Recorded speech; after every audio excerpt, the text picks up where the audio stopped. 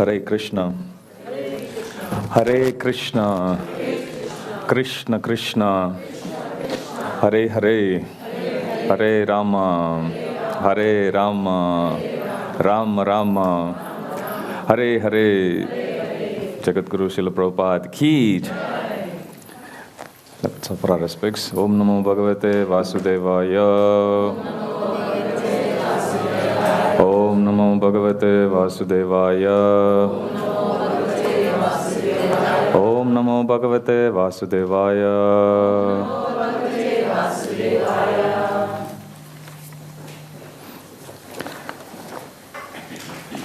Let's recite the verses. Today is the last time we are going to recite this set. So those of you who like, you can close it down and you can test your memory.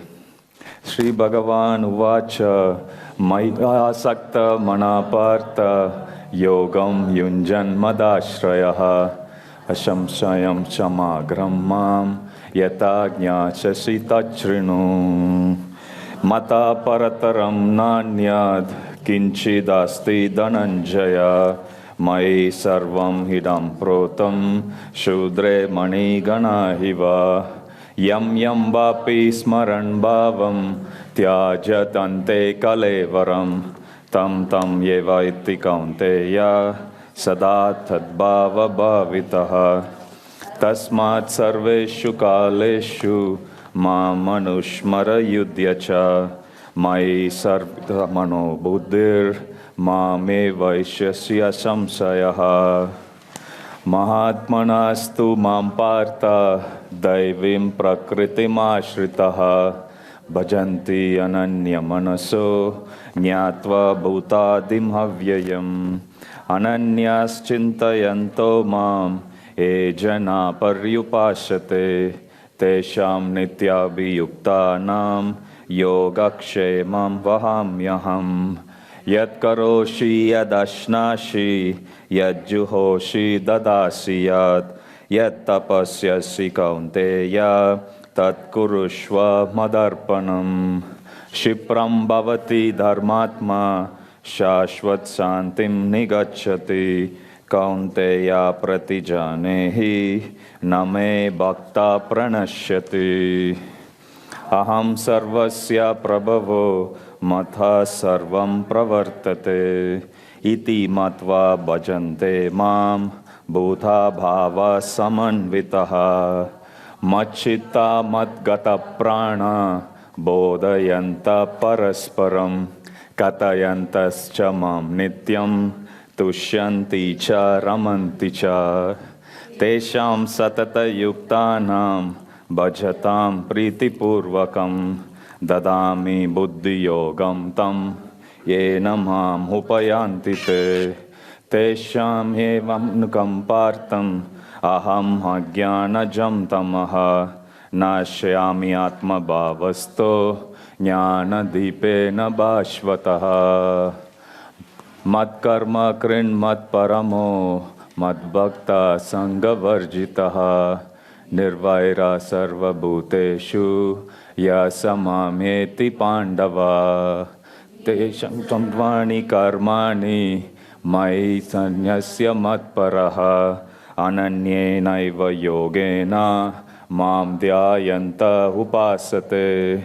teshamaham samudharta mrityu samsara sagarat bhavami nachirat partha Maya veshita chetasam Mayeva mana adatsva Mayi buddhim niveshayaha Nivashishyashi mayeva Ata urdvam na samshayaha. Just fix your mind upon me, the Supreme Personality of Godhead, and engage all your intelligence in me.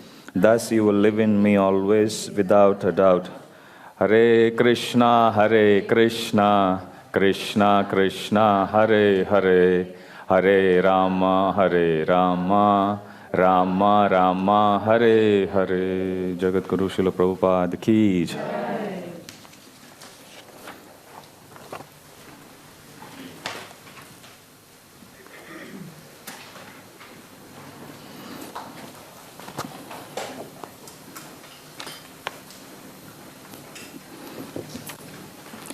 Hare Krishna.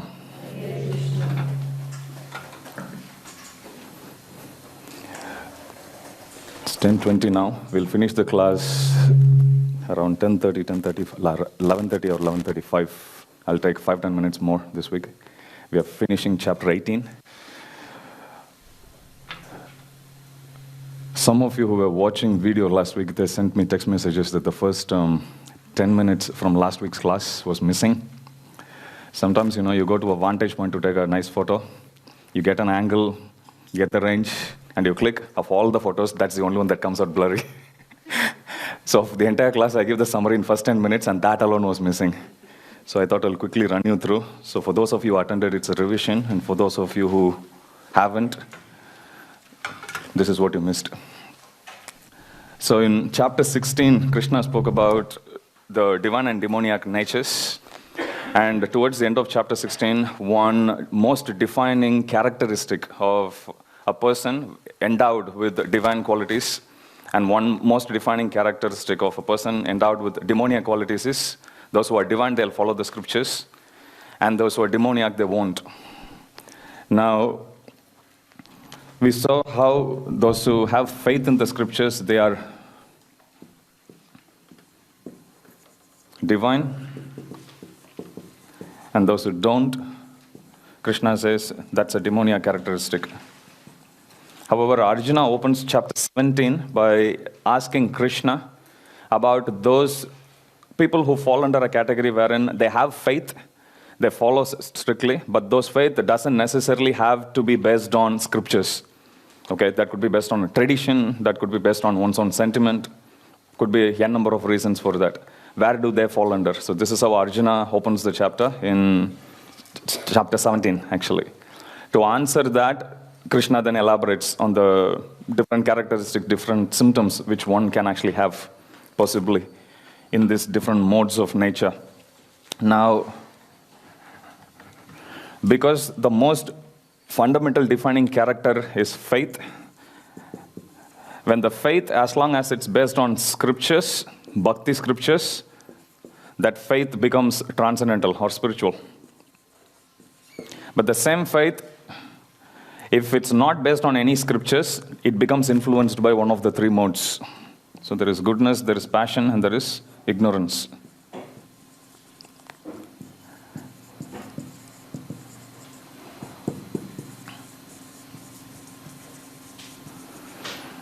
And Prabhupada says that one's faith depends on one's heart. Okay, the faith is wherever one's subtle body is. So wherever we are reposing our heart in, that's exactly how our faith is going to be influenced. Now, Krishna, after saying this, that faith can be of three types, goodness, passion, and ignorance, Krishna says, because faith is something subtle, something which is abstract, it's very hard for us to gauge what faith a person has. So in order to understand what faith a person has, Krishna says we can study that by some symptoms. And as a case study, Krishna says, depending on the type of food a person takes, you can actually understand what faith he is in. Depending on the type of sacrifice he does, austerity, and charity. So, if a person has faith in mode of goodness, he would eat a certain type of food. A person who is actually following his passion, he'd actually eat certain type of food, same way. Person through ignorance, he'll actually eat a certain type of food. So on and so forth. The same way, sacrifice, austerity, and charity, as we discussed in the previous chapter. Now, the relationship between faith and this one is, each of these aspects, if you analyze it closely, it takes a certain amount of faith to follow a certain sacrifice because none of them yield instant result. So there is a certain amount of faith that's actually involved. Even if you give charity, you can give $10 to somebody. How is that going to be reciprocated to you? You don't know. So there is a certain amount of faith that's involved. So same way, austerity. You may do fasting, but you don't know how you're going to actually get repaid back. So same way with sacrifice, same way with even food, for that matter. So that's the relationship between this whole dynamics here. Then we also just touched on the different sections of the chapter. So verse 1 to 7, it covered faith and worship. Where we saw in A person in mode of goodness, he'll worship the demigods. Person in mode of passion, who do they worship? Demons. People in mode of ignorance? Okay, ghosts and spirits, and we discussed quite a lot there. So there is pretas there. As soon as you are dead, for 13 days you'll actually have a body called preta, not you, the person who's died. And then after the 13th day, the preta becomes prita, pitraloka rather, pitra. And then from there it goes to pitraloka. And to be able to maintain our forefathers in there, then that's when you actually do the pindadana and everything. You need to do the shad ceremony to maintain them there. So that's what was discussed in verse 1 to 7. 8 to 10 discussed on food. 11 to 13 sacrifice. 14 to 19 yagya, tapa. Tapa is austerity. And then 20 to 22 charity. And then 23 to 28.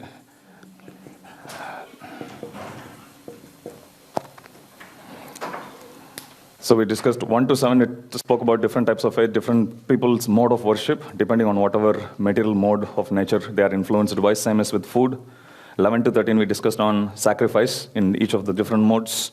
14 to 19, we discussed on austerity. And we also discussed on how Krishna first defines there are 3 types of austerity. Austerity of the body and speech. And then Krishna was saying how each one of them can be influenced by modes. Austerity of the body can be in each of the 3 different modes, so on and so forth. 20 to 22, Krishna discussed about charity. We saw how in Vedic scriptures it's actually given what proportion you actually get in return. But those who actually give any charity to Veda Paraga, or a self-realized soul or devotees, it comes back to them unlimitedly, both materially and spiritually. Each one of these, even though they are without injunctions, they are not strictly chaste to following the scriptures, scriptural injunctions. Nevertheless, it's still a good entry point for them to come in touch with the transcendence. How do they do? Simply by every time they actually do any of these activities, if they actually chant Om Tat Sat, that's like their entry point to start chanting the holy name of the Lord, because Om Tat Sat refers to the Supreme Personality of Godhead. Simply by doing that, slowly they will elevate themselves to come to the platform of transcendence, and from there, they'll go to spiritual world. So that's the idea. So this is what you missed in first 10 minutes. All right, Moksha Yoga. We'll get liberated from Bhagavad Gita today. So that's chapter 18, the perfection of renunciation.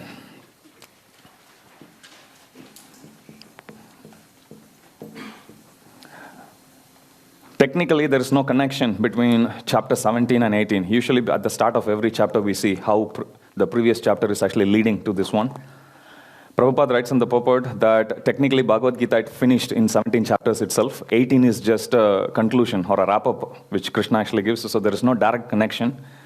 So Arjuna puts a generic question at the start of 18th chapter. We'll go to that shortly. So that's Moksha Yoga. This is the longest chapter in Bhagavad Gita, has 78 verses, and we have an hour. We need to do sprinting now.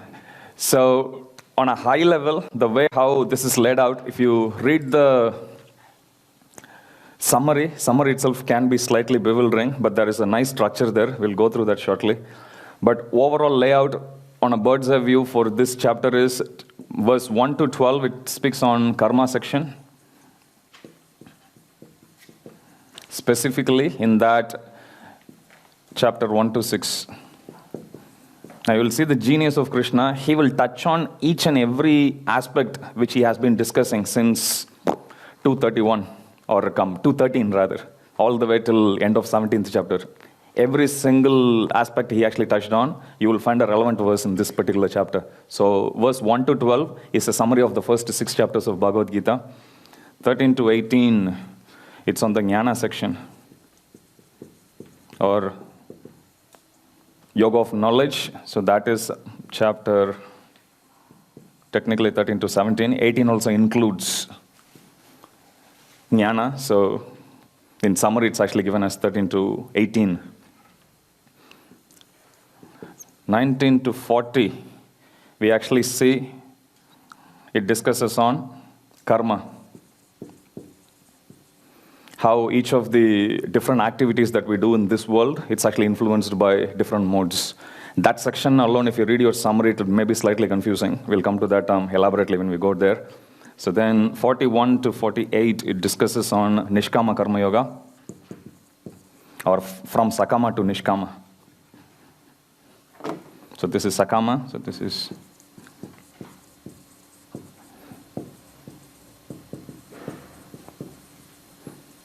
Nishkama Karma Yoga. 49 to 55, it discusses on a transition from Nishkama Karma Yoga, goes all the way to knowledge or jnana,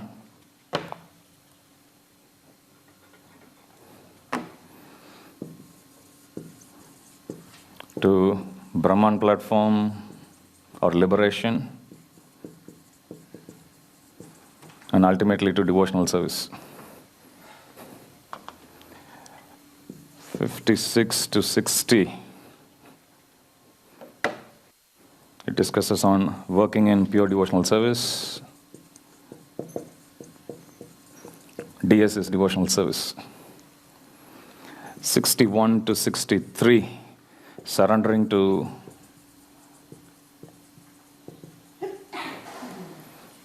Super Soul.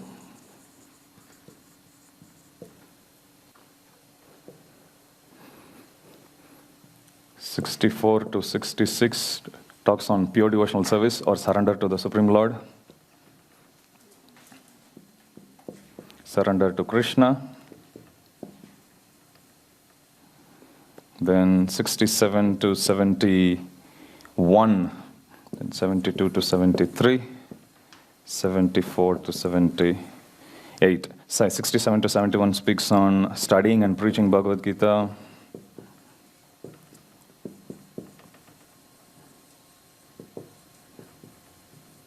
(72 to 73). Arjuna is now fixed in his mind to fight. 74 to 78.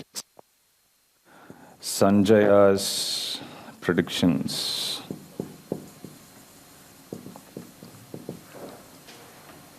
So that's 18th chapter altogether. So verse 1 to 12, it speaks on summary of the first 6 chapters of Bhagavad Gita. 13 to 18, it speaks on the jnana section, especially chapters 13 to 18. 19 to 40, it speaks on karma, executing karma in this material world. How our activity, every action is actually influenced by so many, or rather different modes. So that's what 19 to 40 section. But there are about 6 factors there, actually 6 factors that Krishna discusses on. 41 to 48, Krishna speaks on Sakama to Nishkama Karma Yoga. That's where Krishna would discuss on the 4 varnas, Brahmana, Kshatriya, Vaishya, Shudra, how one should execute their occupational duty. 49 to 55, Krishna will discuss on how Nishkama Karma Yoga, if we continue to do that, then it will lead to knowledge, and then eventually it will elevate one to come to the platform of Brahman, wherein one is no longer influenced by the modes, and then we can go back to the spiritual world by engaging in devotional service. 56 to 60 speaks on working in pure devotional service. 61 to 63, surrendering to the Super Soul. Now this section,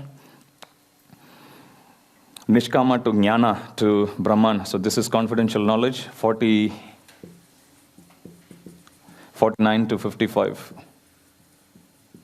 Prabhupada explains that is confidential knowledge. 61 to 63 is more confidential knowledge. And then 64 to 66 is most confidential knowledge.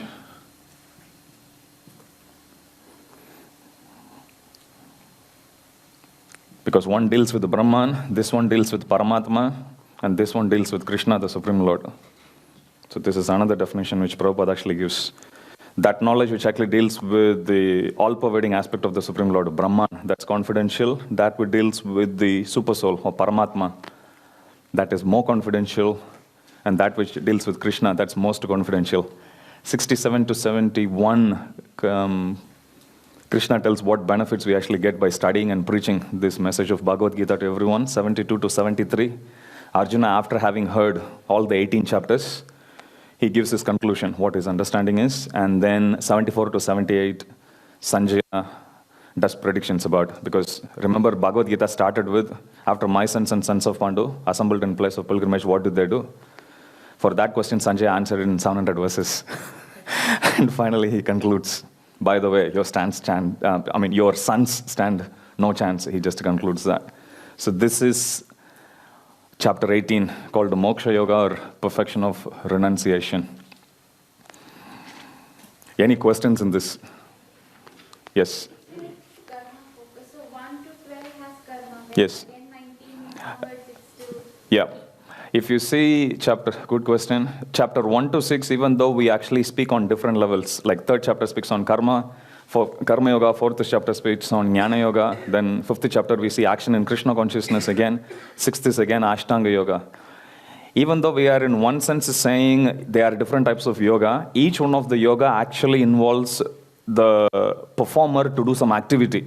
He's not renouncing and giving up and going to the forest. It's not like that. So they all, on a high level, still comes under karma only. But karma, Ashtanga Yoga, who performs Ashtanga Yoga, he goes to the forest and there he... Somebody in Jnana platform, somebody in different platform. That's what happens.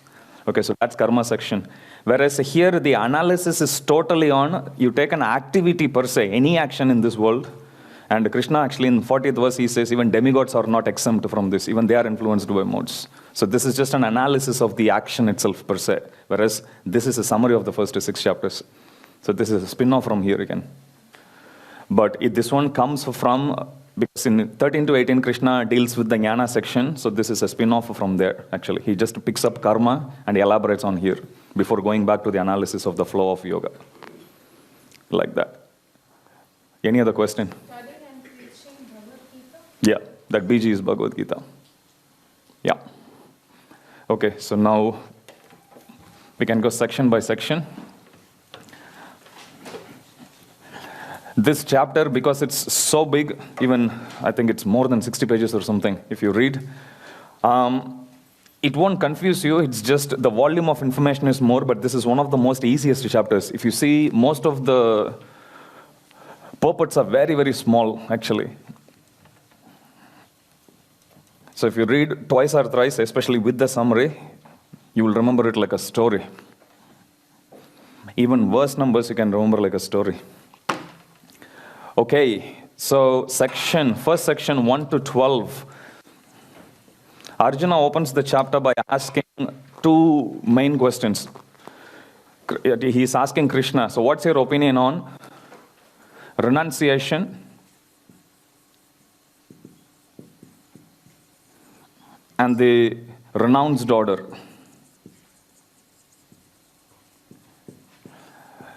Technically, renunciation is called Tyaga, and renounced order is sannyasa. So this is the question Arjuna asks in the first verse of 18th chapter. What's the difference, or how are they two related? Are they the same or are they different? In answer to this question, Krishna actually says they both are the same. Why are they same? Sannyasa means they stop working completely. Stop working, especially material activities, they completely stop. Whereas renunciation, tyaga, means they do activity, however they are detached to the fruits.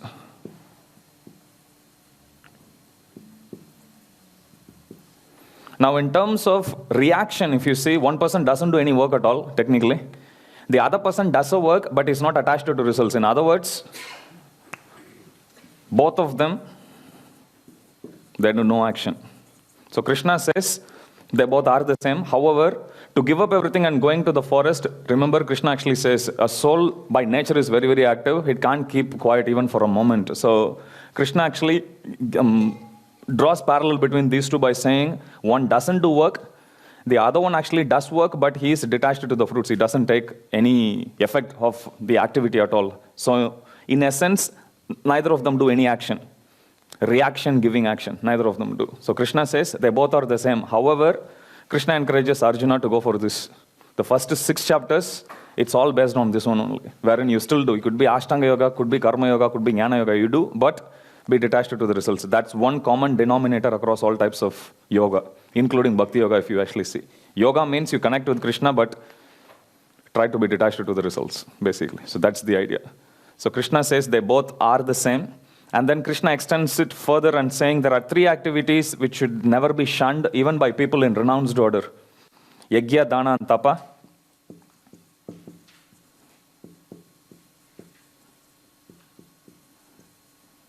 Or Yajna means sacrifice. Dana means charity. And Tapa means austerity. Krishna says these three should not be shunned by anybody, including those in the renounced order of life. Why? Because they purify. If you look at Durga, you know what a trident is? Akhileshwar can do a much better job, but that's a trident. So, Durga holds a trident, and the trident actually represents three types of miseries that everyone has to go through in this world. Okay, they are called Adhyatmik, Adi Bhautik, and Adi Devik. Those miseries that are caused by one's mind, those miseries that are caused by other people, those miseries that are caused by demigods. There is a direct correlation between these three with each one of them. By doing sacrifice, we can counteract Adi Devik miseries, or miseries that are caused by demigods.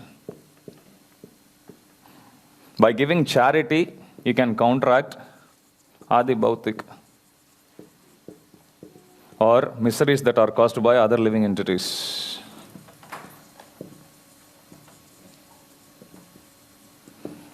By doing austerity, we can control the mind, so we can protect ourselves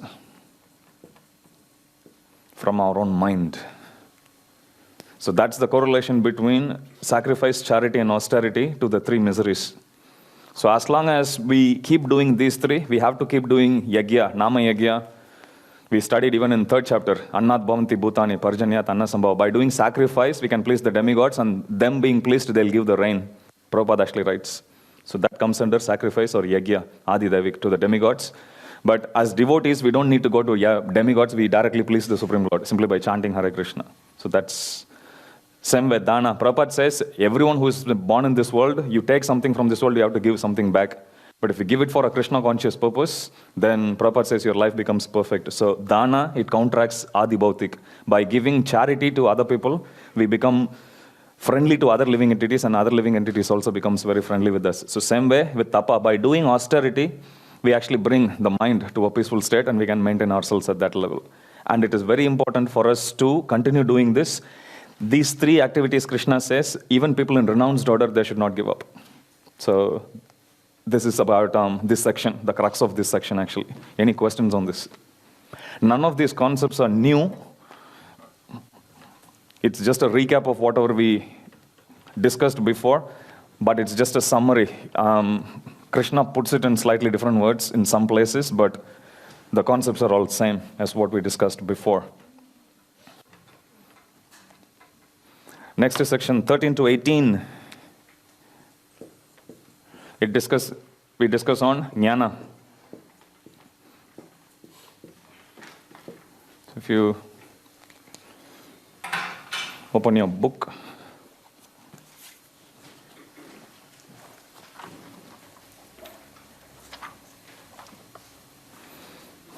so we go to 14th verse.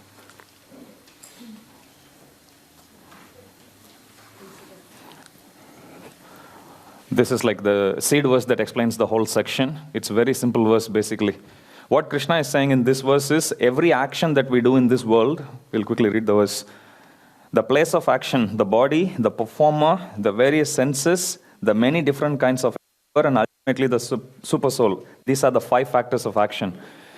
Jnana, working in knowledge, means to understand we are not the controller. So that's the primary basic knowledge actually we need to know. If somebody is in knowledge, means they understand that they don't control everything. Now if we say we don't control everything, then the question that comes is, who is controlling it? So Krishna is saying, for any action, if you understand this particular point, you will understand the next 22 verses. Any action, it is actually controlled by 5 different factors. One is body. Second is Tisthanam, Karta, doer, Karanam, senses, Chesta, endeavor, and then Daiva, which is supreme. So this is the crux of this section. Basically what this section is teaching us is, Krishna is saying, any activity that you actually do in this world, it is actually controlled by 5 different things. It's dependent on 5 different factors. It is depending on the kshetra, or the body that is actually doing the activity, the actual doer, which is the soul, the senses, that's the via media with which we actually do the action, then endeavor, the actual action itself, but most important cause is the supreme. Prabhupada says of all the 5, this is the most important cause. This is the most efficient cause. Prabhupada uses the word efficient cause. So a person in knowledge means after understanding, studying all this knowledge, he will come to the conclusion, he or she will come to the conclusion that, yes, there is only so much I can do. Endeavor is only 1/5 of the activity, right? So a person in knowledge means he will understand that my endeavor, yeah, it plays a role, but only 1/5 of the actual outcome is controlled by my actual activity. By cultivating this knowledge, a person would naturally get detached, because imagine if there is let's say there is a table that's actually given, I'm gifting it to 5 of you, and say, all of you please enjoy this. And one person alone, 4 of them, they gang up against one, for example. The one person who wants to actually pull, after some time he'll let it go. He said, like, forget it. There's no point in fighting with them. I'll never be able to overcome them. Same way. A person, as long as he goes with this attached position, attached mood that, like, I'm here simply for enjoying whatever that's in this world, he'll try to control everything by manipulating things around. But once he comes to this knowledge, actually every single activity is actually based on these 5. Prabhupada says, even to close your eyelid, there's a demigod that's in charge. Only when that demigod cooperates, Prabhupada is saying you can close. There are people with health condition who can't close, actually. Especially if you get a stroke or something, you can't really close. Okay, it doesn't cooperate. So this knowledge is very powerful. You take any activity for that matter. Gokuleshwar Prabhu was giving this beautiful analogy. He says, let's say, suppose you have a glass object in your home and you're cleaning. Let's say your kid is actually playing around and the kid pushes the glass object, falls down, crashes into pieces. Then what do you do is, like, you will bring the kid and you will try to teach the kid, chastise. Again and again you will keep on reminding the kid, you did that in the morning and then afternoon and maybe in the evening. Because so much as you are actually attached to that object, you will feel hurted. But then, let's say next day, I'll tell you about a scenario 2. Scenario 2 is, you clean the home, and by mistake, you actually push it down. How many times will you actually think and chastise yourself? So he was saying, even if you want to slap yourself, it will come like this. You won't really hit. Now, it's a simple analogy, but if you understand the moral of the story, it has a very deep application. The idea here is that, if we, in the first case, when we think the other person actually pushed an object down, something which you held very, very dear to you, you feel very hurted. Again and again and again you are blaming him. Now next day, same object, if you accidentally push down, you will just collect it, throw it in the bin, and you will move on. You may think once, you may think twice, but after some time, you are not going to bring it up over and over again to others. Which means that the more you take ownership of your action, more you will be at peace. More you actually understand that the activity, whatever that I actually do, there is karma that is in picture, there is Supreme Lord that's in picture, there is my senses, my own endeavor, everything. So when you understand about this whole gamut of things that affect the outcome of whatever action that we do, we won't feel frustrated. It's very, very easy. So for us to come in terms with reality, accept whatever that Krishna actually gives us in our life. So it's very important. This knowledge is very important. Quick question. Yes, it says the doer is the soul.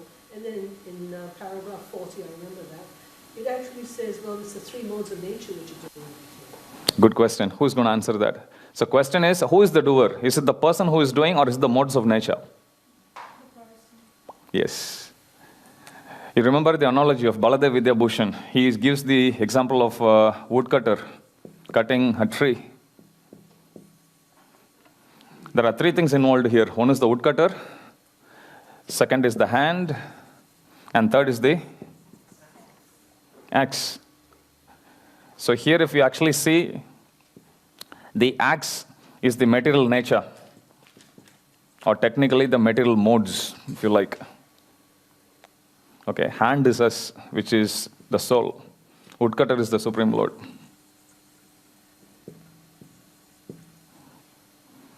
So the way how it works is, the soul desires. This is how Krishna actually explains. The soul desires, Supreme Lord sanctions, and material nature facilitates. The modes facilitate, basically. So yes, the modes actually influence the soul, but ultimately we all have the final say in it.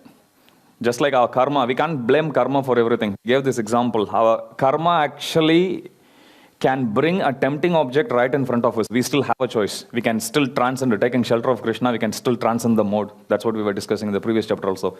Chanting Om Tat Tat, chanting the holy name, taking shelter of Krishna, we can actually break ourselves free from this chain of three modes of material nature. Okay, so any activity that we actually do, yes, all three, but soul makes the choice.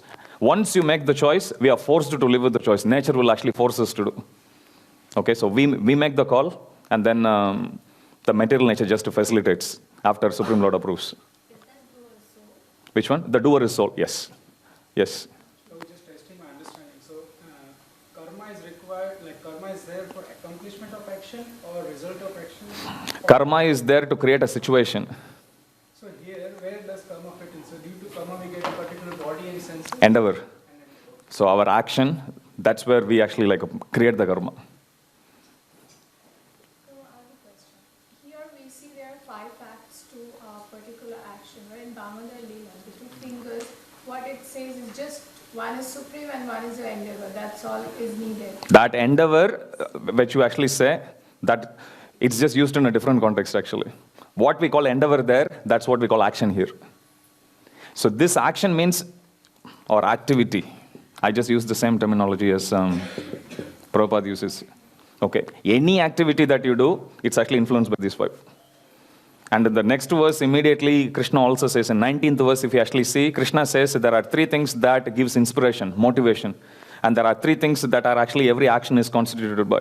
Okay, if you want to go really technical there. But idea is, we are not the only controller. Just like Prabhupada says, even in this body, we are not the only resident of this body. We may think we are, but you know, there may be so many worms living in the body, and they may be thinking, with their false ego, I have such a big body, who is this guy moving? So, Prabhupada is saying, we may move, but they actually live there in the body. Okay, but there's always a battle of ego between us. Okay? No, but if you see verse 327, it says that the spirit soul bewildered by the influence of false ego thinks himself to be doer. Then Yeah. the material modes that happen. The material modes makes one actually think that he is doing the activity. That's why Krishna is giving the knowledge here. Actually, it's not the... Even if you do some activity here, some action, let us say the material mode actually creates a situation. Outside of Krishna consciousness, the person will be almost 100% influenced by the modes, actually. And he will be thinking in that mode, he will be thinking, I am the one who is doing the activity. So Krishna is dissecting here and saying, by the way, you are thinking due to the influence of this mode that you are the doer, but actually any activity that you do inside the mode, these 5 things are involved. But when you take up to Krishna consciousness, with this knowledge you actually understand, I'm just a tiny person here, who is just making the choice. And then there's modes of material nature which is facilitated, and Krishna gives the sanction. So this knowledge is available only for devotees. Prabhupada clearly says that in the purports, that somebody who doesn't turn towards the scriptures, this wisdom will actually evade them. However, one who is in Krishna consciousness, to accept this, first you have to accept Krishna here, correct? Mayavadis can't accept this. Because for them there is no supreme, per se. So that's what Prabhupada actually says, that to accept this knowledge, one should come in contact with the bona fide spiritual master, Prabhupada says, or one should come in contact with Krishna directly. One or the other should be true. I think we should move on before we go back to the questions. The chapter is long. We'll finish the chapter before we come. Please keep your questions there. We'll come back. Okay, so this is one section which Krishna gives here. Now, if you look at the next section, as I said, the next section is just an expansion of this one. So if you go to the next one, which is 19 to 40. So there if you see one's work according to the 5 factors, if you look at your summary, verse 18, 19 to 40, it's under karma. One's work according to the 5 factors mentioned above. here is dictated by the three modes of nature. This includes one's knowledge, one's actions, one's performance of action, one's understanding, one's determination, and one's happiness. Now, what Krishna is doing here is, he is then extending it. For example, if you take one's performance of action, understanding, determination, and happiness. Now, senses, subtle senses also include, there are different faculties for the mind. Memory is one faculty, for example. Likewise, Krishna is saying, intelligence is one. Determination is again another attribute. That have happiness, again emotions, that's also another attribute. Emotions is faculty of mind. Wisdom is faculty of intelligence. Memory, faculty of intelligence. So if you look at this, so Krishna is saying, he's just dissecting even further and saying, senses, which actually includes both intelligence, determination, and happiness, which is here if you see verses 29 to 32, 33 to 35, and 36 to 39. Each one of them, they in turn can be under modes. They can be in mode of goodness, passion, ignorance. So same way, determination also can be of three types. Happiness also can be of three types. So same way Krishna says, doer, karta, he can also be of three types. Jnana, knowledge, again technically comes under the faculty of intelligence only. That also can be of three types. Performance of action, activity, endeavor, that's also three types. So the next section, 19 to 40, first Krishna establishes that there are 5 aspects, and then Krishna goes more detail. There are, under senses, there are each of these. There is knowledge, there is intelligence, there is determination, happiness, and there is the type of activity that you actually do. Each one of them, depending on the mode that is actually influencing you, the outcome will be different, your behavior will be different, so on and so forth. That's what Krishna is saying here. For example, in happiness under the mode of goodness, Prabhupada says that it will taste like poison in the beginning, and as you keep practicing it, it will become like a nectar at the end. Waking up early in the morning, for example. We hate waking up early in the morning, but as you keep doing it, once you get habituated to that, you will then be able to accept the benefit that comes with that. Okay, and then happiness in the mode of goodness. Prabhupada says if a boy and a girl comes and just keep passion alone as their bond between the bond in the relationship, basically, then he says initially it will be good, it will taste like nectar in the beginning and it will end up as poison, Prabhupada says. Whereas happiness in the mode of ignorance, that is something like, it's starting to end, it's always painful only, like anger. As time goes, it gets even more worse, basically. So likewise, each one of them, if you actually study, you will see each one of them. Same way, determination. Krishna actually explains that determination, which is unshakable, irrespective of any reversal that you actually have, that determination is in mode of goodness. And whereas that determination, which is shaky, it goes like sinusoidal goes, with ups and downs, he says that's in mode of passion. Whereas that determination, which is not at all aroused in the body, which is not at all aroused in one's intelligence, Prabhupada says no enthusiasm at all, that's in determination in mode of ignorance, like that. So same way, intelligence, understanding, same way Krishna gives about jnana, and same way about the activity itself. So this is the next section. So next section, 19 to 40, is just an expansion of this idea. The concept here Krishna is teaching is every action that we do, it has got 5 different aspects, 5 different factors that influence them. And then if you analyze each one of them in turn is actually controlled by modes. So Krishna, after presenting all this, so in this whole jigsaw puzzle, you are just one single piece. Where is the doer? Here. So if they are controlled by Modes. Then what relationship has the soul? The soul is so blinded. Correct. That is why knowledge is so important. So the whole idea of karma, this is what, remember, Krishna actually says, Kim karma kim akarmeti kavayopi atra mohitaha. That's why understanding karma is super complicated. Krishna tells to Arjuna, forget it. Krishna, after giving all this knowledge, wait until we come to 1866. Krishna will say, forget everything, just surrender to me. That's the easiest thing to do. It is complicated, definitely. So that's the whole idea. The whole idea of us studying all this is to forget. Like, seriously.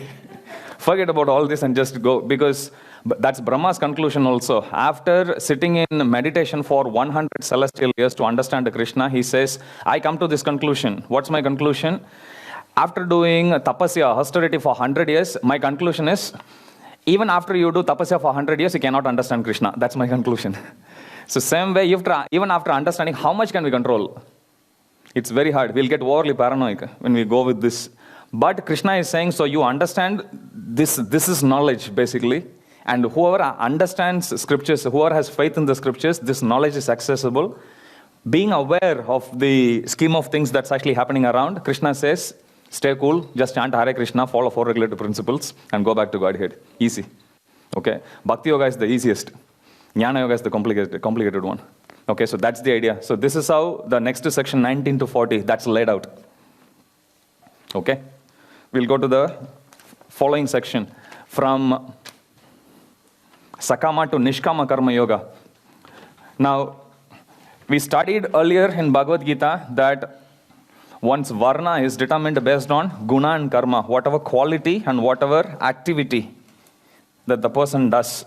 So this section, 41 to 48, if you see, it actually teaches on, if you go to the verses,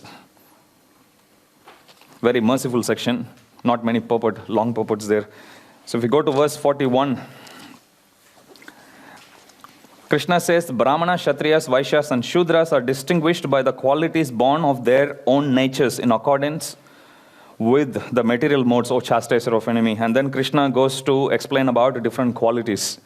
Somebody who is a Brahmana, what qualities he has. Somebody who is a Kshatriya in 43. Somebody who is Vaishya and Shudra, that's in 44. So the idea here is that Krishna is saying all of us are born with a certain quality, certain nature, and that nature was determined based on our karma from previous life. We acquire those qualities. So Krishna is saying, if you are a Brahmana, you stick to your Brahmanical duty and you can simply keep on doing. Prabhupada says truthfulness, that's one quality. There was one kid, Prabhupada quotes this story. There was one kid who goes to a guru, Gautama Rishi, and he says, oh Gurudev, please accept me as your student. And Gautama says, all right, what's your father's name? And the kid says, I don't know. I'll ask my mom and come. So he goes to the mother and he asks the mother. And the mother says, look, my dear child, when I was young, I was a bit loose in my character. I don't know who your father is. Then the little kid goes to Gautama Rishi and then tells, sorry Gurudev, my mother doesn't know who she begot me through. Then Gautama says, then you are a Brahmana. Because the child went to the parent, the mother didn't know, comes back to the guru and being truthful. Usually if somebody is in that position, what would they do? They'll say someone else basically, right? Just to protect their candidature under the guru. So Gautama says, this is, you are a Brahmana because you are truthful, and he accepts him. So Prabhupada quoting this says that our nature, our qualities, everything we are born with. Like for a little kid, nobody taught him. He's yet to go to Gurukul. Nobody actually taught him that you are supposed to be truthful, but the quality actually comes out. Whereas something like if you see for Kshatriyas, heroism, power, determination, resourcefulness. If you read Ramayana, this is one quality which even Lord Ram actually demonstrates. When Vibhishan is brother of Ravan. So Vibhishan, he abandons Ravan's camp because he knows he's the bad guy. He comes to take shelter of the Supreme Lord Ram. As soon as Vibhishan comes to Lord Ram, because Kshatriyas, they always boast their strength. They always are very confident of their power.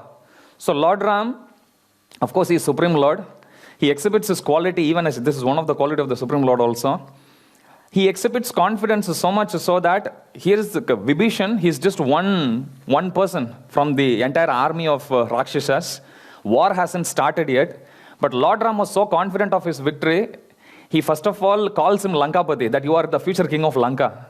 That's one thing. Second is, he immediately coronates him also. He takes him to the beach, takes the water, pours on his hand, and he says, from today I actually coronate you as the king of the Rakshasas, king of Lanka, even before even one arrow was actually shot. So that's a Kshatriya spirit basically. But Kshatriya spirit is one, but here we are talking about the transcendental quality. But many places you will see even Lord Ram actually demonstrated. He demonstrates a transcendental anger also. When he goes in front of the ocean god, waiting for the ocean god to come to give him an audience, ocean god doesn't respond, Lord Ram gets very angry. It's mentioned that his eyes became like copper red. So each of these qualities that's actually mentioned in these verses, in Kali Yuga especially, because we don't follow Varnashrama Dharma, we have a bit of everything. Okay. But chanting Hare Krishna, Prabhupada said, simply by chanting Hare Krishna, anybody can be elevated to the level of Vaishnavas, and being a Vaishnava is greater than even Brahmana. There is one famous pastime there with the Bhakti Siddhanta Saraswati Thakur, who is the spiritual master of our Srila Prabhupada. So this happened during Bhakti Vinod Thakur's time. So there was one big assembly of Vaishnavas and Brahmanas, and there was a debate that was going on for days.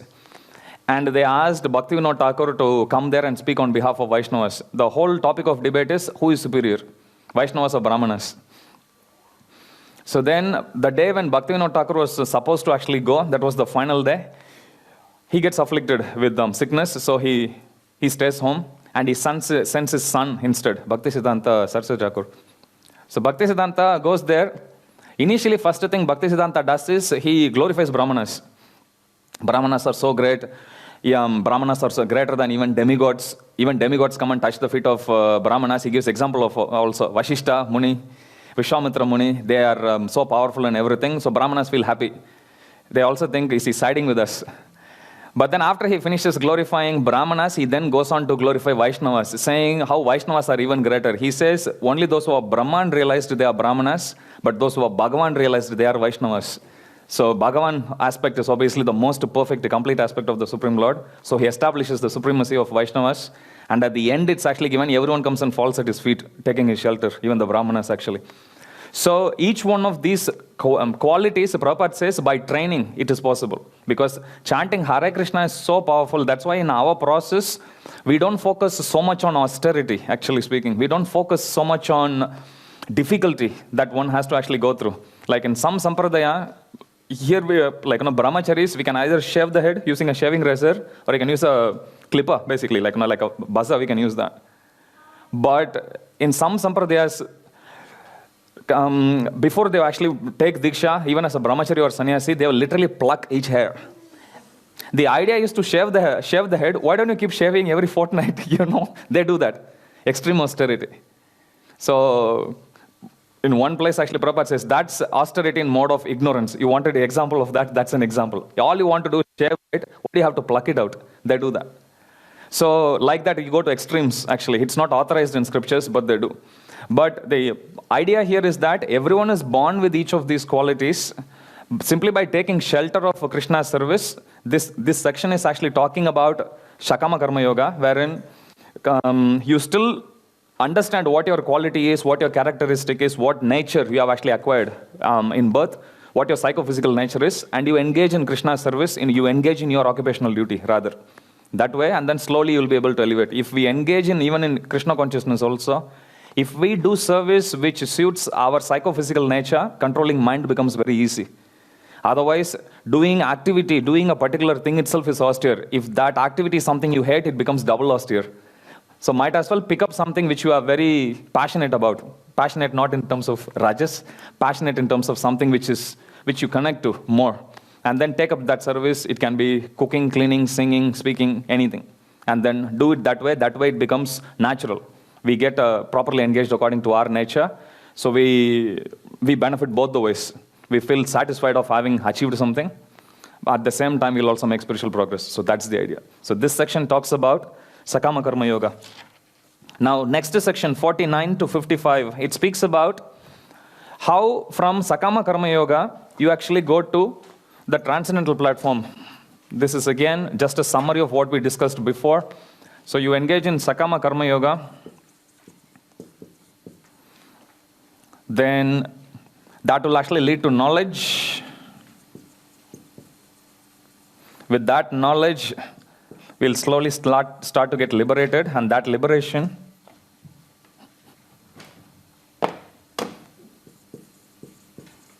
one becomes Brahman realized.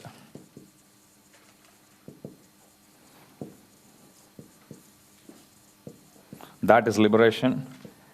And then from there, Mam chayo avyabhicharena bhakti yogena sevate sagunan samatitetan brahma bhuyaya kalpate. So once someone comes to the level of Brahman, then there is no more material pangs, so he engages in devotional service.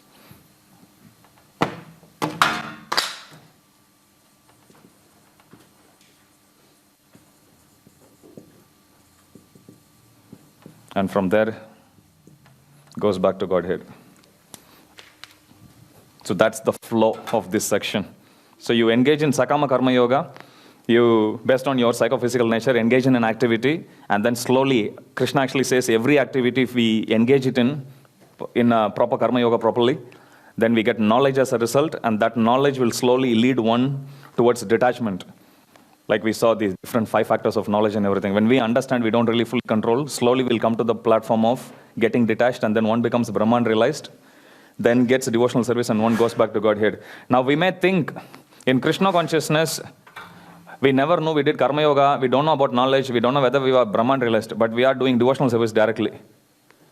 That's why Prabhupada says, being a devotee means you are a millionaire, or rather billionaire. You are automatically a millionaire, Prabhupada says. So if, let us say, Brahman realized is millionaire, because this is the advanced stage, right? So once they asked this question to Prabhupada, we never remember any time in the past of us doing any of these activity. All we remember is all sinful activities we did, but how come we are now able to do devotional service? Prabhupada said, I gave you all the punya, you don't worry about it. So if somebody comes directly to the platform of devotional service, Prabhupada says he is a billionaire, which means he has $1 billion. Prabhupada says, naturally he'll have $1 million. Naturally he'll have $1,000. Naturally he'll have 100.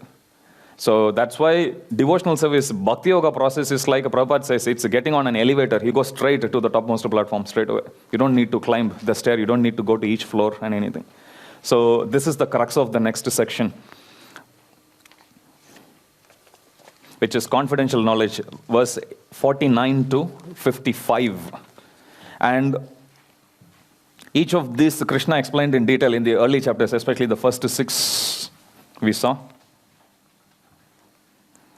All right, so next section, working in pure devotional service. This is verse 56 to 60.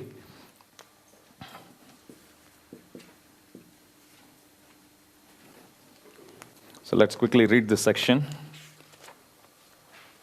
Though engaged in 56, though engaged in all kinds of activities, my pure devotee under my protection reaches the eternal and imperishable abode by my grace. In all activities, just depend on me and work under my protection. In such devotional service, be fully conscious of me. Krishna is assuring.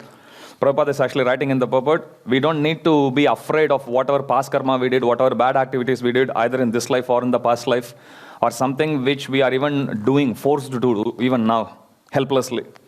Prabhupada says occasional lapse is always forgiven by Krishna. But Prabhupada says, but if we think we'll keep on doing sinful activity on the strength of devotional service, Prabhupada says Krishna doesn't like the plan.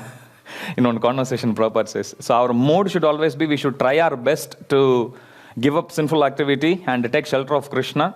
Occasionally there may be lapse, but Prabhupada says still one should determinedly come back to the lotus feet of Krishna, and we should never let go of chanting. As long as we keep doing it, then there is no fall down. Fall down means refusing to get up. That's Prabhupada's definition. Like a little kid, God knows how many zillion times it falls before it starts to walk. But if first time it falls, he says like, nah, I can't do it, then he will never be able to walk. So same way, even in our devotional service, even in our bhakti, many times we may fumble, we may actually slip, we may fall. But as soon as we actually keep getting up and we walk, we don't need to worry. In one instance, one disciple is actually telling to Prabhupada, if I get into bad association, I'll fall down. Prabhupada is saying, you're already fallen down. What's the chance to fall down even more?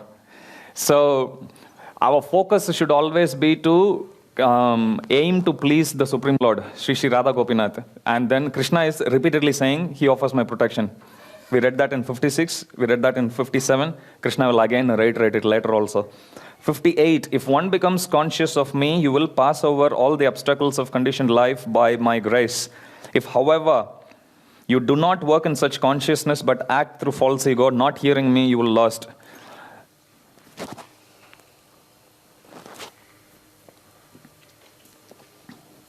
This is very important because usually if you face any reversals in life,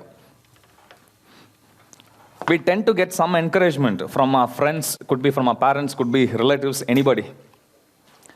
So you'll get some sort of an encouragement. But that encouragement would be more shallow. It won't be as deep as the kind of encouragement which Arjuna is getting from Krishna. Correct? Arjuna is saying, I won't fight.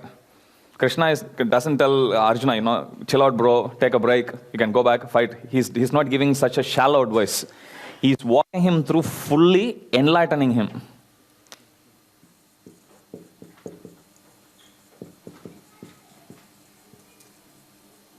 One without the other will be very shallow. If someone gives just encouragement, it will be very, very shallow. There won't be any philosophical basis for it. It won't be spiritual, per se. If someone just speaks on enlightenment, it will look like a sermon without any encouragement at all, actually. If you read Bhagavad Gita does both. You will find in many places, especially from chapter 2 to all the way to 17, Krishna gave whole gamut of topics actually in between, explaining each concept, how karma works, how you are the doer, how material nature works, so on and so forth. He enlightened Arjuna in this philosophy of Krishna consciousness, and then now he is going for encouragement. In between also Krishna says, my devotees are very near, Shipram Bhavati Dharmatma, even if somebody falls down, you should consider him as saintly. So you see, occasionally Krishna is also giving encouragement. 18th chapter especially, we'll see in the final section, 64 to 66, where Krishna's encouragement will hit its peak. Krishna will say, forget everything.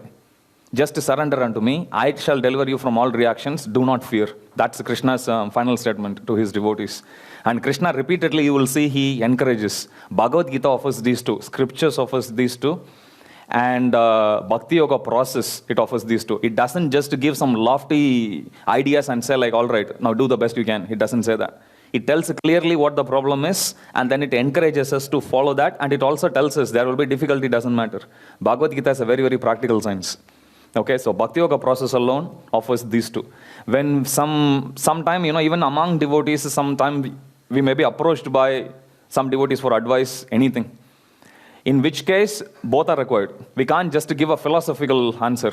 Like, for example, even Apichetsu Durachara, even if somebody does the most abominable activity, he should be considered as saintly. That instruction is for us when it comes to dealing with others. We should not use that for ourselves. Okay, we should not do a sinful activity and say, I'm still a saint. That's not the idea here. Idea here is that verse is supposed to, when you deal with the other person, you see somebody else struggling in Krishna consciousness, you use that verse there.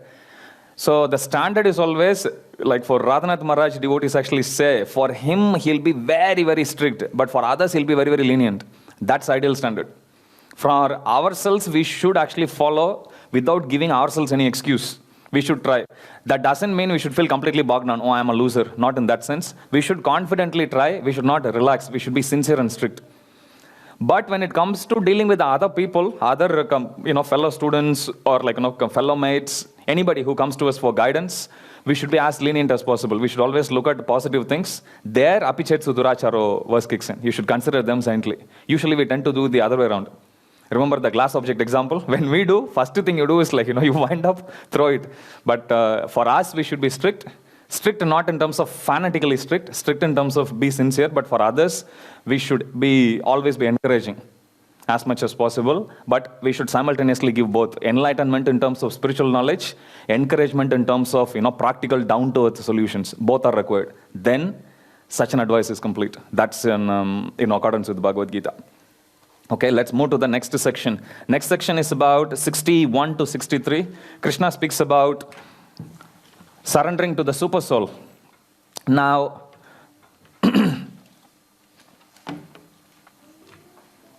super soul, we discussed about super soul so many places.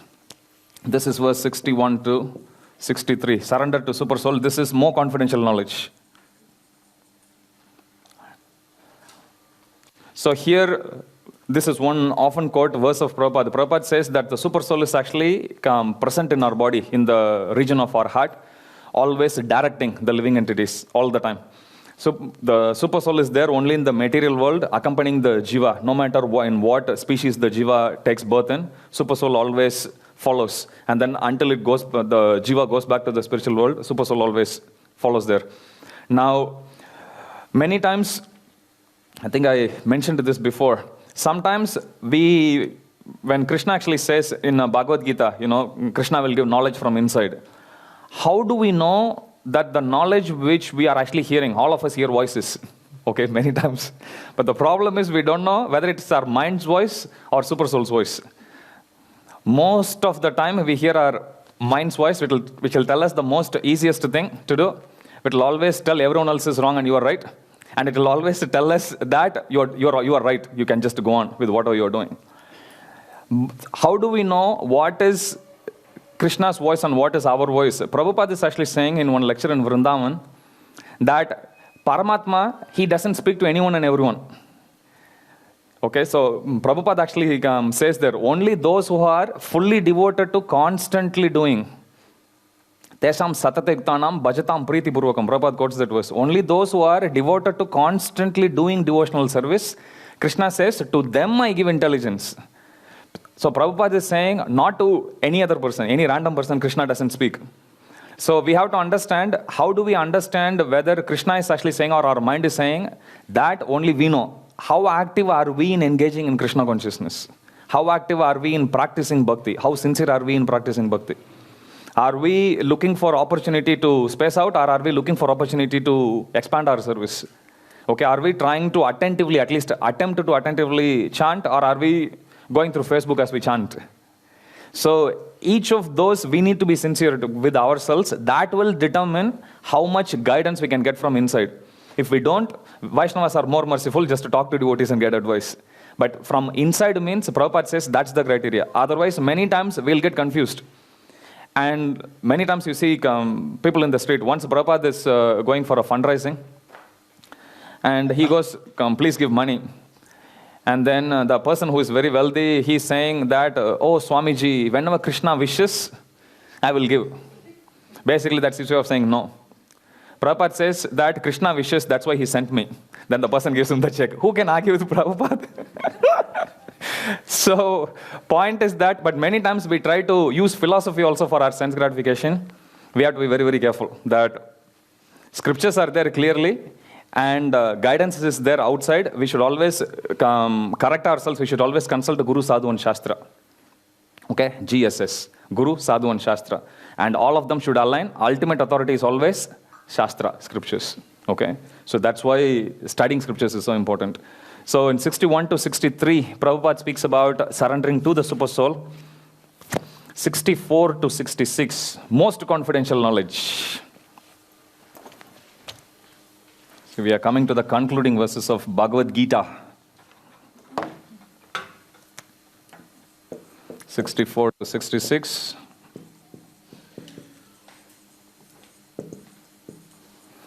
Most confidential. Reason why Krishna is giving this as most confidential is, we discussed this before, because this knowledge is so powerful, this process is so powerful, that anyone who takes shelter of Krishna, Krishna becomes completely indebted to them. Like we know the story, there are many qualities, we'll be discussing that in Nectar of Devotion, 64 qualities of Krishna. One quality of Krishna is he's extremely grateful. We know the story of Sudama Vipra Brahmana. He just gave Krishna a handful of rice. And for that, Rukmini Devi already reciprocated with so much wealth. Krishna is still thinking, how much he gave and how little am I actually giving? In another place, when Krishna is actually speaking to the gopis, look at Krishna's way of looking at things. He's saying that all of you are fully surrendered, given up your parents, given up your husbands, kids, everything, and you have surrendered to me. Which means Krishna's logic is, Krishna is here, all the gopis are here. Krishna is saying, you have given up everything, and for all of you, I am the only object of love. But Krishna is saying, materialistically speaking, Krishna is feeling humble, and he is saying, but look at me, I am so tiny, my love is actually divided among you. I can never be able to reciprocate exclusive devotion to each one of you. But that's not true. We also study that, Om Purnamada Purnamidam. It's not. But Krishna is feeling like that. If you read that section, Krishna is saying, Krishna's glory, Krishna won't say it out until someone like Arjuna asks him a question. Please tell me your glory. Again and again, please tell me your glory, like that. So Krishna is very, very grateful. So when somebody knows this knowledge about Krishna, they can go exploit Krishna also. Prabhupada says there was one thief who was once sitting and listening a Bhagavatam class, and there he hears, if you go to Vrindavan, you can see Krishna, and he wears all costly jewels. So thief, obviously, what will he think? If I go there, this guy looks innocent, so I can take the jewel. So that day, Mother Yashoda dressed Krishna, baby Krishna, in a certain way with all the jewelry. And Krishna is going to the forest to herd all the calves. He's still a Gopal only, young boy. So he goes there. This thief finally searches in Vrindavan, goes to every forest, and finally he catches Krishna. And he says, okay, come. Prabhupada is narrating this story in one lecture in a very, very touching way. Nobody can do justice when Prabhupada, Prabhupada chokes up also many places. So he comes to Krishna and he says, oh, you are a very sweet looking boy. And Krishna is feeling very shy. Krishna, when he acts, he'll act exactly like a 5-year-old boy. So he goes there and he's like, no, I have nothing. I'm just a cowherd boy. And then this person says like, no, you take this. I'll give you some sweets here. Please take this. Give me all these jewels. They are too heavy for you and everything. So then Krishna allows him to take every jewel. So at one point, Krishna has got no jewel except the dhoti. But this person, after taking, just by coming in contact with Krishna, after he takes everything, he looks at Krishna and he feels spontaneously, because Krishna smiles, obviously. So when Krishna smiles, he gets bewildered. And when he looks at Krishna, he sees like, oh, what a sweet boy. I like to do service. Then he ends up decorating him with the same jewels again. Evening, he goes to Mother Yashoda. Mother Yashoda chastises Krishna. Why are you actually changing the jewels in different places? Morning I put in different place. Why have you changed? That is beauty of Krishna. When somebody goes to Krishna, Krishna actually gives himself to him. Prabhupada says, why are you fighting to get this wealth, that wealth? Prabhupada says, Mayavadis, Prabhupada uses the word rascals, so they want to become one with God. You can become greater than God. Look at Mother Yashoda. She is greater than God. You should be aiming to become greater than God, Prabhupada is saying. So this same opportunity that was available for Mother Yashoda, one place Prabhupada is saying, we should never think, oh, Arjuna was with Krishna, Arjuna know who Krishna is, so serving Krishna was very easy. What's so big about it? But Prabhupada is saying, the same opportunity that was available for Shubhadra Maharani, same opportunity that was available for Arjuna, same opportunity that was available for all the Gopas and Gopis, Prabhupada is saying, that same exact opportunity is available for all of us. This is Krishna, he's standing here. And Prabhupada is actually pointing at the deities and he's saying, we can actually have exactly same opportunity. We can reciprocate, we can serve Krishna in the exact intimate way with the deities. He is available, that same opportunity is available for all of us. And Prabhupada is saying we should never give that as an excuse not to do. And then each one of us should actually be aspiring to actually do service, menial service. In deity service, Archan, when we actually do, there is one verse we recite, that the spiritual master is assisting Srimati Radharani as a gopi, as a manjari, and we are assisting the spiritual master. So simply by following the footsteps of the spiritual master, one day Prabhupada says, slowly but surely, we'll come face to face with God and we'll be able to serve him. So that's why this knowledge is very, very confidential. One day Ashwatthama is Drona's son. He goes to Krishna and he says, Krishna, can I have your Sudarshana Chakra? And then Krishna says, yeah, you can take. And then Krishna says, here it is, take. Sudarshana Chakra is very, very heavy. It said its weight is all the universe's weight put together. That's how heavy it is. Only Krishna can wield it. So he tries to lift. Ashwatthama goes to Krishna and he says, can I just borrow it for a day? Krishna says, yeah, take it, no problem. I'm not using it. So he tries to lift. It doesn't. Finally, he gives up. And he says, it's too heavy for me. As he was walking out, Krishna actually asked him, by the way, why do you want to take this chakra? And then Ashwatthama tells to Krishna, oh, don't you know, if I have this chakra, I can go challenge every king. I can conquer the whole world. I can kill even you. Krishna looks at him, smiles, and he says, yeah, that's a good idea. I like that. And then he just walks away, very dejected.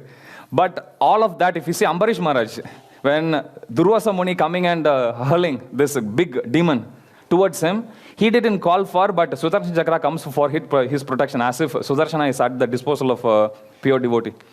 Prabhupada is writing in second canto, we were discussing this on Bhagavatam class, Bhakti Yoga is so powerful, and Prabhupada is giving example. There are devotees who practiced Bhakti starting from the womb. And Prabhupada is giving example, Parishit Maharaj, Shukadeva Goswami. There are bhaktas who started when they are 5 years old. Prabhupada is giving example of Dhruva Maharaj. Those who started practicing Bhakti Yoga at the prime of their youth, Ambarish Maharaj. And Prabhupada is extending that, saying there are people who picked up in the later age. Dhritarashtra, Prabhupada is saying out of frustration of his plan backfiring, he goes and takes up transcendental birth. And Prabhupada is saying there are people who took Bhakti at the time of death, Ajamil. And Prabhupada is saying there are people who did bhakti even in heaven and hell. He's quoting Chitraketu Maharaj actually. So Prabhupada is saying bhakti yoga is something where a baby from the womb, all the way from womb to tomb, you can practice bhakti yoga. You can start any time. You can, it's never too late. We can try, we can choose our own pace, we can choose our own way of doing, we can choose our own level. Krishna consciousness is all encompassing. Nobody is too sinful to not be able to do bhakti yoga. That's how powerful it is. Confidential knowledge. That's why Krishna, he reserves this knowledge to give only those who take shelter of spiritual master. Srila Prabhupada ki jai. Okay, so 64. Because you are my dear friend, Krishna said the same thing. 4th chapter. I'm speaking to you my supreme instruction, the most confidential knowledge of all. Hear this from me, for this is for your benefit. You know, when you say something very confidential, you'll go close to the ears. And he says like, hey, listen. That's what Krishna is saying here. There's a lot of emotions involved. 65. So Prabhupada says if one does these 4 things, Prabhupada says one can go back to spiritual world. There's no doubt about it. Always think of me, become my devotee, worship me and offer your homage to me. This is the last verse in 9th chapter, 934 I believe. So this is the same verse. Krishna said there also, 9th chapter, 18th chapter also he is repeating. Always think of me, become my devotee, worship me and offer your homage to me. So 4 things. Become my devotee, that's 1. Worship me. 2nd is worshipping. 3rd is offer your homage to me. Think of me. Always think of me. Man mana bhava mad bhakto. Always think of me. Become my devotee. Worship me and offer your homage to me. Homage to me means offer prayers, bow down to Krishna. Thus you will come to me without fail. And Krishna is saying, I promise you. Satya Sankalpa. One of Krishna's potency is whatever he says becomes true. Okay, Satya Sankalpa. I promise you this because you are my very dear friend. Krishna is saying, because you are non-envious of me, you are coming to my shelter, I promise this to you. Next to verse 1866, it's very important. Definitely everyone should memorize this verse. Anta, usually when we study Veda, Veda means knowledge.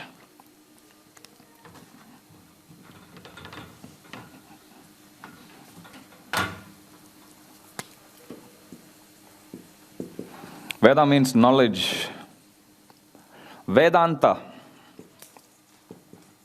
Anta means conclusion. Conclusion of knowledge. Vedanta means actually Anta, and that is conclusion. Now same way, for Bhagavad Gita, the Anta, the conclusion of entire Bhagavad Gita is 1866. Okay? We can recite this verse together. Or maybe you can follow me. Sarva dharman parityajya mamekam sharanam vraja aham tvam sarva papebhyo mokshayishyami ma suchaha. Abandon all varieties of religion and just surrender unto me. I shall deliver you from all sinful reactions. Do not fear. Krishna is giving encouragement here. So this is the ultimate promise of Krishna to his devotee, to his surrendered devotee. Krishna is saying, you have heard about all these different processes of yoga, and Krishna gave a whole range of things, gamut of things in this chapter also. You see, and Krishna is saying, finally, just abandon everything. Whatever you heard, forget about everything, just surrender to me. I shall deliver you from all sinful reactions. Do not fear. So that's what Krishna is saying here. So this is the conclusion. 67 to 71. It speaks about teaching, studying Bhagavad Gita and preaching to others. This confidential knowledge may never be explained to those who are not austere or devoted or engaged in devotional service, nor to one who is envious of me. 68 and 69, very important. For one who explains the supreme secret to the devotees, pure devotional service is guaranteed, and at the end, he will come back to me. That's my only hope for starting scripture study course. So, you also please teach to other people. That's the idea. We can distribute books, we can preach, you can even teach your friends, even one person. You can share it with your partner, with your family members, anybody. Okay, so now listen to 69, very important. And there is no servant in this world more dear to me than he, nor will there be one more dear. Now Krishna can just stop with, there is no servant in this world more dear to me than he. Because whatever Krishna says is absolute. But then somebody may say, what if somebody comes and supersedes that position? Krishna is, that's why adding future also here. Nor in future, which means one who shares this knowledge with others, Krishna is saying he is the topmost servant. Anybody can become. Srimati Radharani, she is very expert in sharing Krishna with others. That's why she is standing. She is very, very dear to Krishna. She is very, very merciful. Even Tulsi Maharani, Devamrita Maharaj is giving in one lecture. We usually say Vrindaya Tulsi Devyaya Priyaya Keshavasya Cha. We say Priyaya Keshavasya Cha. Oh Tulsi, beloved of Krishna, we recite. And he is explaining the reason why Vrinda Devi is so dear to Krishna is because she is very expert in taking all the fallen conditioned souls back to Krishna. Even unqualified people also. If you read, there is a book by Bhakti Sharma Madhav Maharaj, Tulsi Amrita. We have some copies. If you read that, you will see there are so many different stories also that's given, so many pastimes. Even if somebody is haunted by ghost, Tulsi Maharani, if you come under her shade, the ghost will actually run away. So many benefits that's given. In Purana also there is one story that's actually given. One day what happens, I try to narrate this story, always I get choked up, I'll try.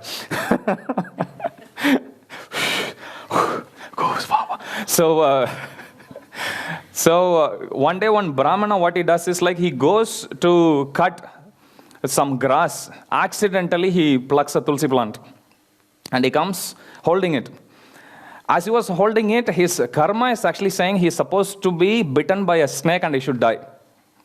So what happens? The Brahmana carries the grass along with Tulsi Maharani accidentally and he goes. Snake goes behind the Brahmana and the snake actually thinks, let this guy drop the Tulsi and then I'll actually bite. So the snake, I'm already feeling. Okay, so the snake actually... So the snake goes, then Vishnu is actually thinking in Goloka Vrindavan because he has actually made this promise, whoever worships Tulsi Maharani, he will actually come under protection of Vishnu. So then what Vishnu thinks is, okay, maybe I should send Sudarshan Chakra. But then he looks for Sudarshan Chakra, it's already gone. So there is this grass that's, the Brahmana is going, snake is going behind him, Sudarshan Chakra goes behind him, and behind him even Vishnu goes. Slowly.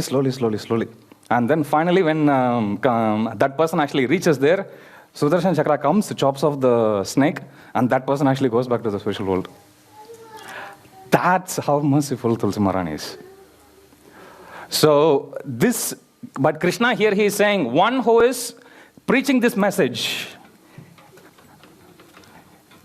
nobody is more dear to me than he. That's the position which Krishna is giving for us. So we are indebted. We pass this knowledge, we get this knowledge from Srila Prabhupada. We should pass it on to other people. That's the responsibility we all have. Okay, 70. And I declare that he who studies this sacred conversation of ours worships me by his intelligence. So even studying the scripture, even hearing the lectures, even attending the class, we are worshipping Krishna with our intelligence. So this is one way of worshipping. Shravanam, Kirtanam, Vishnu Smaranam, each one of those processes. And 71, and one who listens with faith and without envy becomes free from sinful reactions and attains to the auspicious planets where the pious dwell. So that's the power of studying Bhagavad Gita. 72 to 73. This verse 72 is very important because Krishna is, after speaking all this, he is telling to Arjuna, O son of Pritha, O conqueror of wealth, have you heard this with an attentive mind? And are your ignorance and illusions now dispelled? Now Krishna is, after speaking 700 verses, he is actually telling to Arjuna. What is he telling to Arjuna? Are you satisfied with the answer? And Prabhupada is writing in the purport, as a dutiful teacher, if Arjuna had said, no, it's still not clear, Krishna was prepared. Prabhupada is actually writing, Krishna was prepared to speak the entire Gita again. Okay? If Krishna is ready to speak the entire Gita again, if Arjuna hadn't actually understood it, so we should take the same approach. If we don't understand, what should we do? Read the Gita again. You read it once, read it twice, you will get acquainted. Over a period of time, you will remember Gita as a story. And time and again, you will see. Bhagavatam is just expansion of Bhagavad Gita. Chaitanya Charitamrita, expansion of Bhagavad Gita. You can link each and every verse of the scripture back to Gita, Bhakti Shastras. So it's very, very important, actually. 73. 73 is one powerful argument against Mayavad.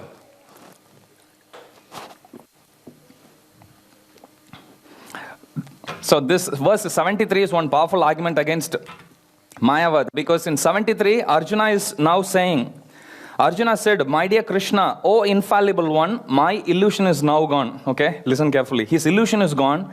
I have regained my memory by your mercy. But he is still accepting Krishna's position as the Supreme Lord. Now Mayavadis say, we are one single blob as Brahman. Because we came in the spell of illusion, we are now embodied now. Once the illusion is gone, we'll go back and we'll reclaim our godship. But this verse, Arjuna is clearly saying that, oh infallible one, my illusion is now gone. I have regained my memory by your mercy. I am now firm and free from doubt and prepared to act according to your instructions. So Prabhupada is saying, even in liberated condition, because his illusion is gone now, he himself is saying, even in liberated condition, what is he saying? I am your servant. Karisya vachanam tava, I'll simply follow whatever you are asking me to do. So Prabhupada is saying, this verse directly challenges Mayavadi's notion. And what is their notion? Only in illusory state we have to be serving Krishna. Once we become liberated, we can be happy. We are God ourselves. But Prabhupada is saying, no. Arjuna in liberated state, he is saying, I'm prepared to follow your instructions.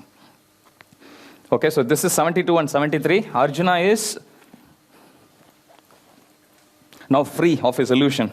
74 to 78. So this section actually speaks on Sanjaya's predictions. He's predicting in the future. Sanjaya is saying repeatedly, just hearing this, my hair is standing on end. Sometimes we feel, repeatedly hearing, we go to sleep. Where is he and where is our emotion? I mean, what is this emotion? We actually go through, but this is what we go through in conditioned state. But as we keep reading, we'll actually understand that it's really enlivening conversation. If you go to the last verse of this prediction, which he actually gives, Yatra Yogeshwara Krishna, Yatra Partha Dhanurdhara.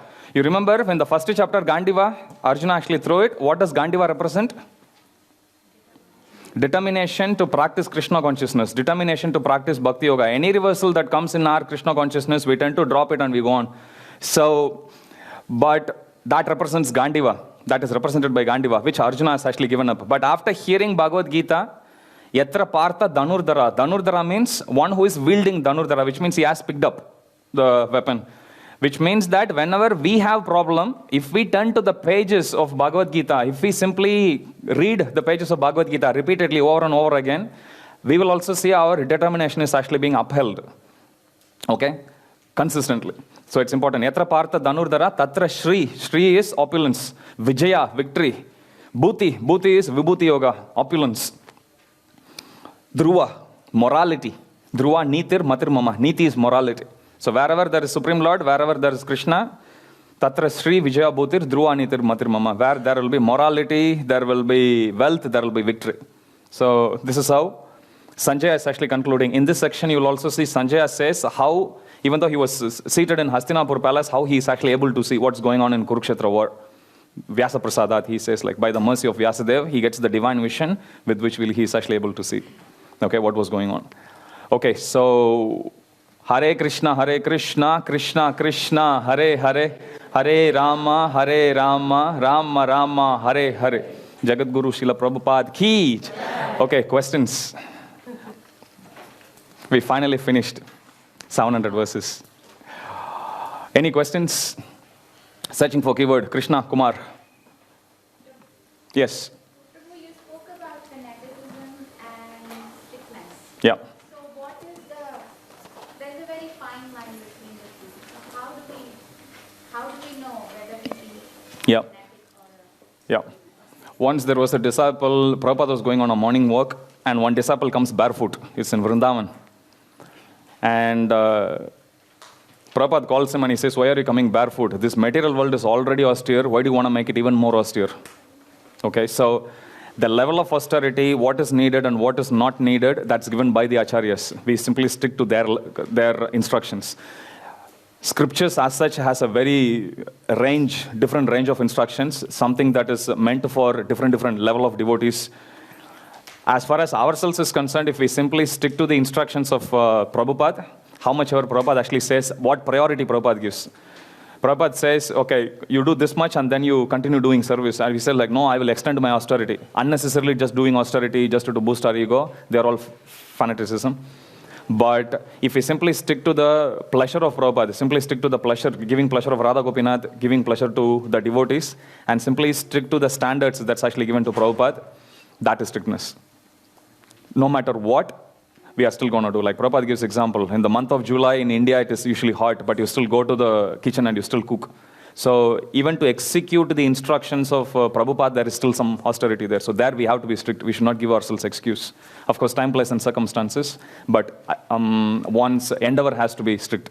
One day Prabhupada was sick, and then Prabhupada says, today I will take walking by driving on a car. So Prabhupada goes on a car. So like that, Prabhupada wanted to, like, what's the point in sitting? I want to go out. So like that. So we have to do our best, basically. That's all.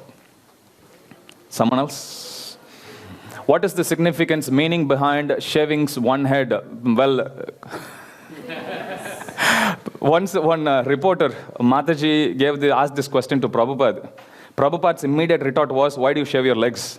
And she was shocked and there was pin drop silence. And Prabhupada says, instead of having, better to have a cool head than cold legs.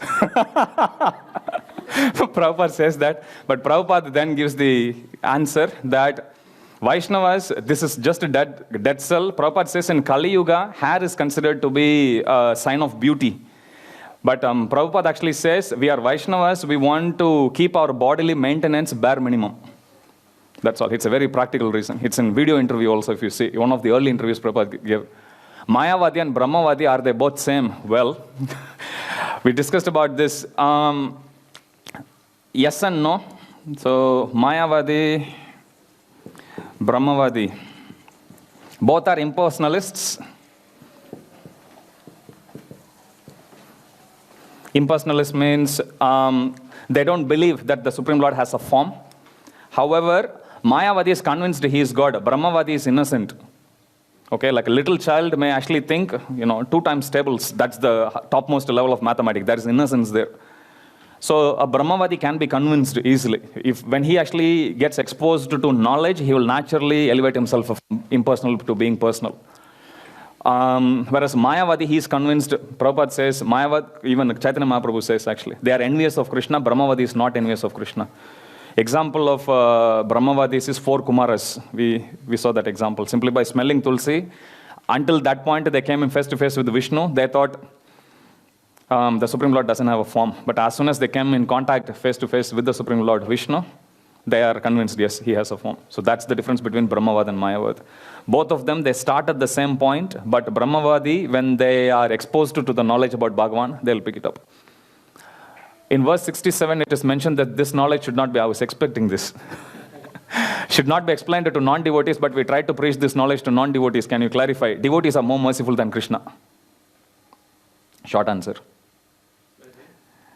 So devotees, they give mercy unlimitedly. They don't show any discrimination. Okay, so if Prabhupada has actually seen that condition, we wouldn't be sitting here actually today. So we'll finish it today. Thank you so much for your kind attention, for coming. It's not over yet. I need 5 more minutes of your time. For coming, we always say our attempt to preach Bhagavad Gita, to a certain extent, it was a little stunted because of our own lethargy. We start, stop. We finished Gita in 19 weeks. Thank you so much. Wouldn't have been possible without your wonderful cooperation, consistency. And it's so important that we come together, we study Bhagavad Gita together. One devotee was actually telling me that, Prabhu, I've never read Gita like this. I was also telling, I also never read Gita like this. Always I go through. Today morning I was like, yes, 78 verses. I was just opening my room to go out. I was like, sometimes you think, what chapter is it? Like that, even that I didn't remember. I was like, oh my God, if you're wondering why I came a little late today, that was the reason. I'm like, oh my God, I sent the notes also here. So the journey was really good, even for me also. So we prepared the notes if anyone is starting a class. So that's a perk, actually. If anyone starts the class, whatever we had actually discussed in this, I will provide the notes only if you start a Bhakti Sangha group or Bhakti Vriksha group. So that's an impetus for you. So you earn it. So I'll share the notes with you. You can take. Even if you had slept in class, don't worry, you can still make it. And the lectures, they're all available in YouTube. First 2 classes alone, we didn't, because that's how less we expected, actually, about the encouragement. But initially, first day, we were thinking we'll do in the meeting room. And then we thought in the morning, I thought, what if more people come? So we said, okay, we'll just keep it in the temple room. But the numbers never dwindled.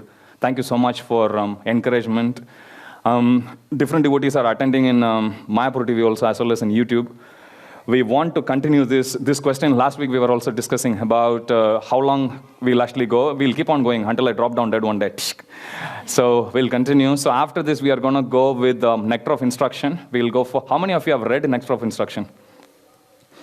Okay, so Bhagavad Gita, one advantage of Gita is we have heard about Gita many times. We know what yoga is and everything, so we could rush. From now on, we'll go a little slow and we'll go a little deep. So the idea of Nectar of Instruction is we will finish in 4 classes in a month.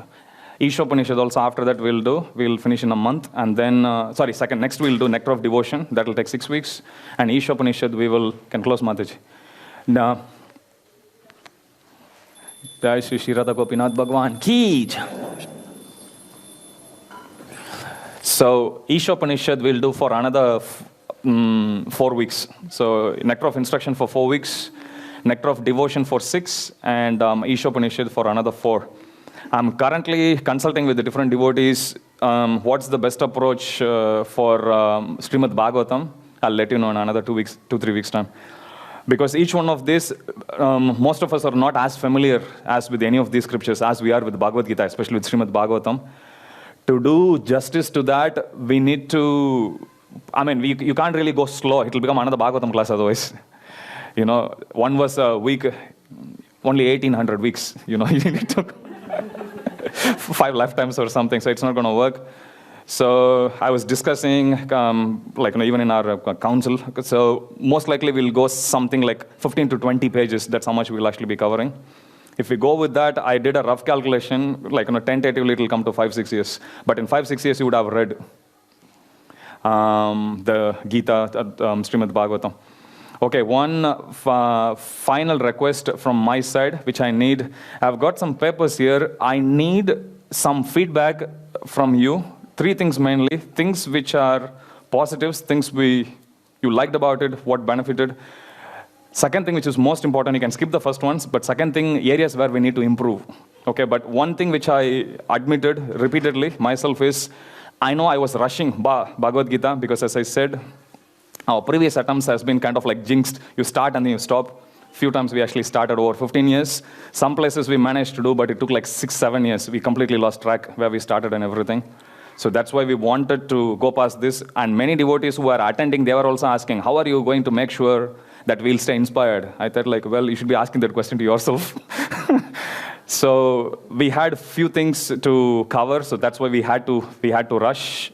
So now we have set a good standard, set a good precedence. So now we can confidently, go to the next book like that. So that's the idea. So areas where we need to, so that's a known feedback. But areas where we need to improve, that could be in terms of presentation, could be in terms of seating arrangement, could be prasad, could be anything. Okay, so that we need. Putting your name is optional. You don't need to. Okay, and if you have any other ideas, feel free to put it. Take 5 minutes and you can tear a piece of paper and you can pass it.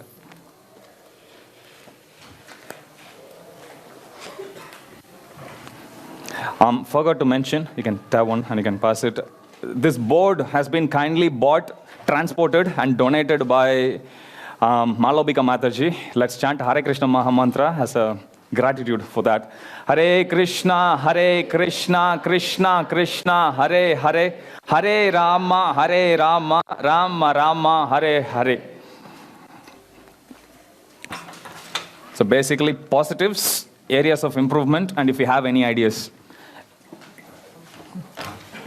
There is no Vaishnava Aparad here, by the way. You can say your class is boring, you can say anything. The idea here is, because it's going to be a lifelong journey, at least for me, so it's good to know. Among all holy scriptures, what is unique greatness about Bhagavad Gita? One thing that I can answer instantly is, all the other books were written by devotees about God. This is by God about God. So that's one thing that's very unique. This is the essence of all Vedic scriptures. If I neither friend nor a devotee to Krishna, what can I take from it? Good question. You can take the wisdom from it, definitely. You don't need to become a devotee of Krishna. You don't need to become a friend of Krishna. Krishna is the Supreme Father. Whether we love him or not, whether we take a shelter or not, he is the Supreme Father of everyone. We can treat Krishna for the person that he is. Somebody who is so elevated, somebody who is still showing so much humility. So we can learn all those wonderful divine qualities. Now, you can say that you are not a devotee or a friend. That goes to show that you are humble. You are actually a devotee. Otherwise, you wouldn't be even sitting here typing in Slido. Okay, so you are a devotee, whoever that typed that question. Okay, whoever in Mayapur TV and watching in YouTube, you can email me your feedback. Where are your papers? Okay, you can.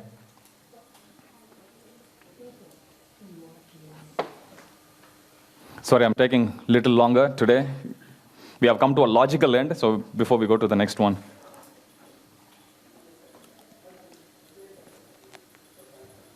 Can I just clarify, it was nectar of instruction, nectar of devotion, and what was the next? Ishopanishad.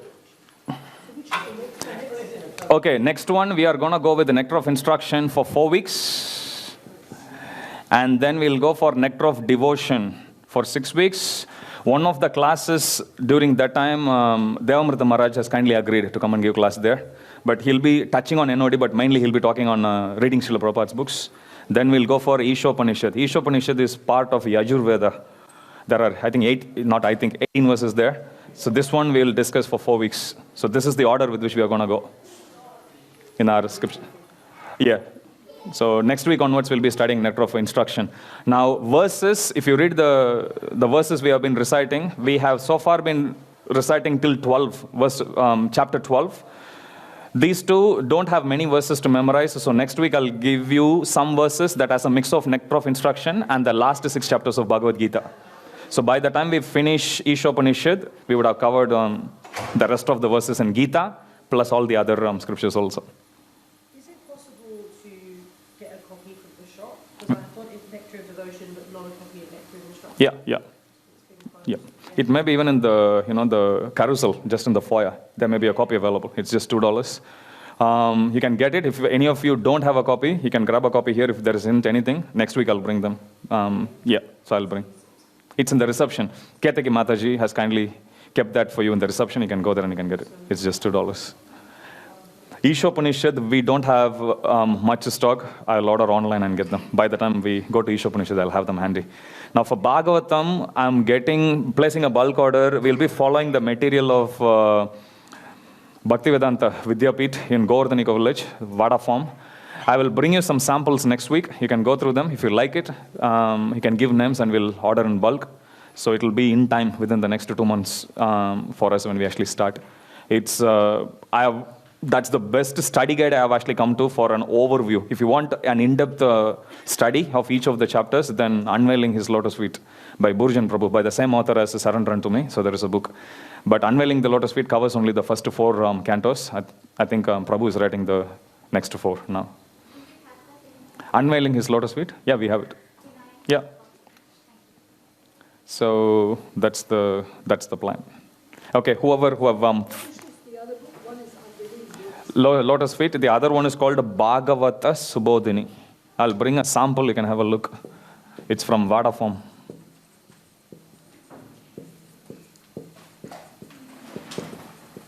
It's a study guide. It will give a summary of the entire Srimad Bhagavatam. Whoever finished, you can pass it to me. And thank you.